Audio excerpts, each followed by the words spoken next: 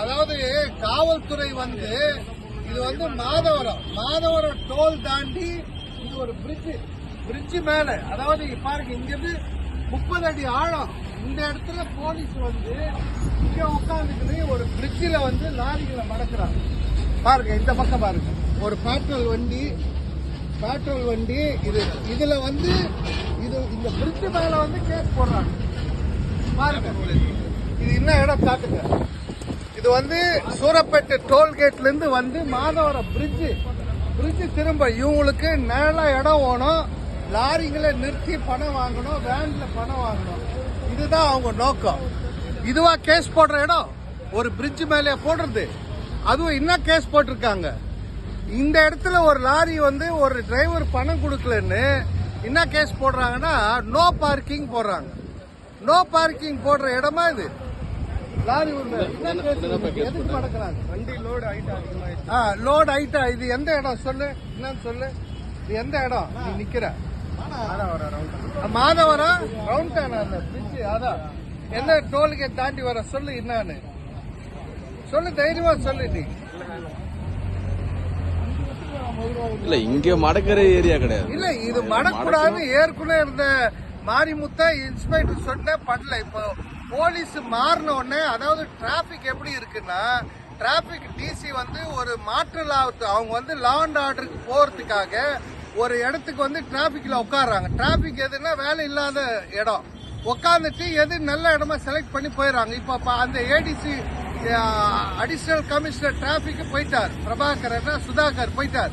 இப்ப வேற ஒருத்தர் வந்த உடனே இவங்களுக்கு குளிர் விட்டு போயிடுச்சு.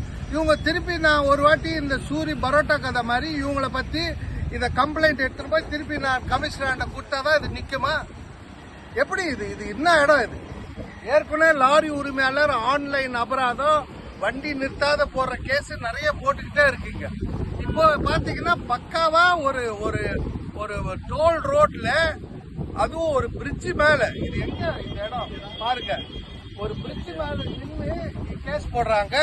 இந்த இடம் நிழலா இருக்குன்னு வந்து போடுறாங்க. இது தொடர்ந்து சொல்லிட்டு இருக்கு.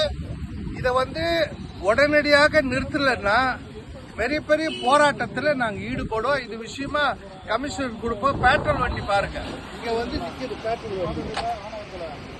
ஒரு பேட்ரோல் வண்டி, 2 SI, 6 கான்ஸ்டபிள், மொத்தம் 10 பேர் இருக்கிறாங்க. இங்க எவ்வளவு டிராபிக் மாதவரெல்லாம் டிராபிக் ஆகி ஜாம் ஆயில் இருக்கு.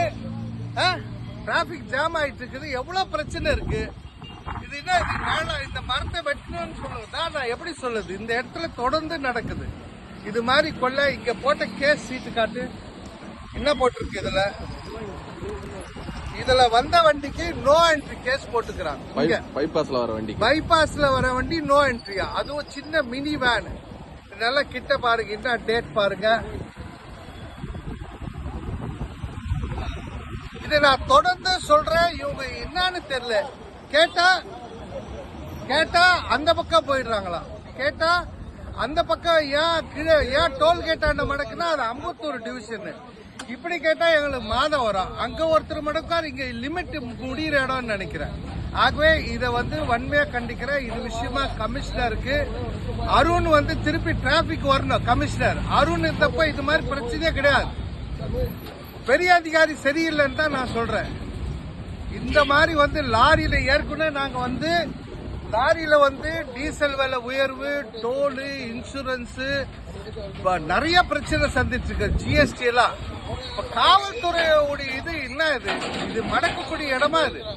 ஆகவே இதை வன்மையா கண்டிக்கிறோம். இதை உடனடியாக நிறுத்த வேண்டும் என்பதுதான் லாரி உரிமையாளர் சங்கத்துடைய கோரிக்கை. யுவராஜ் தமிழ்நாடு மாநில மணல் லாரி கூட்டமைப்பினுடைய தலைவர்.